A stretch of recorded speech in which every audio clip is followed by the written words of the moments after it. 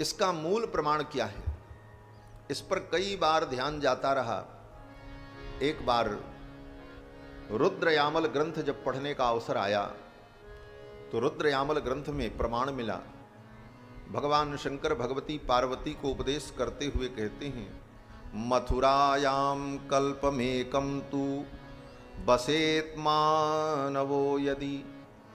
एक कल्प तक व्यक्ति मथुरा में वास करे, भगवान शंकर कहते हैं, तत्फलम समयो समवाप्नोति सरयू दर्शने कृते। उतना फल केवल सरजू जी के दर्शन करने मात्र से प्राप्त हो। ये भगवान शंकर ने कहा। ये प्रामाणिक वाक्य जब मुझे मिला बड़ी प्रसन्नता हुई। फिर तो ये दोहा, कोटि कल्प काशी बसे मथुरा कल्प हजार, एक निमिष सरयू बसे तुले न तुलसीदास, और दृढ़ निष्ठा हुई। एक कल्प तक मथुरा में वास करने का जो फल है, अयोध्या में सरयू जी के दर्शन मात्र से वो फल प्राप्त होता है।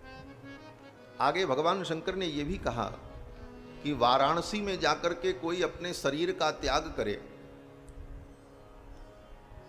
वाराणसी में शरीर का त्याग करने पर जीव को मुक्ति की प्राप्ति होती। काश्याम मरणान मुक्ति ही, काशी में मरने से मुक्ति मिलती है। तो वाराणसी में शरीर त्याग करने से जो मुक्ति मिलती है, सा गति स्नान मात्रेण सरज्वाम हरिवासरे।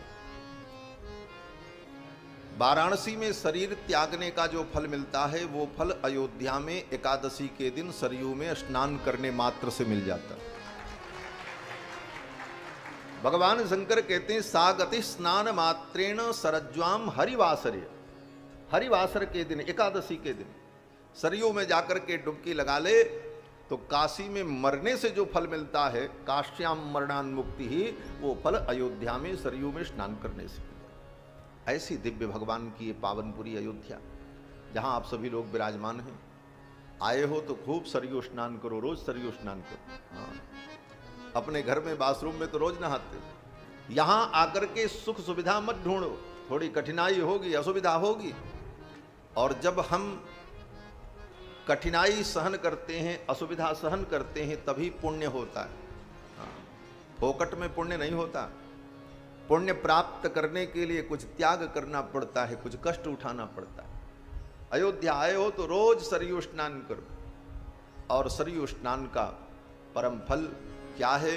स्वयं भगवान कहते हैं, जो सरयू में स्नान करेगा वो मेरे पास चला आएगा। जाम जनते भी नहीं प्रयास।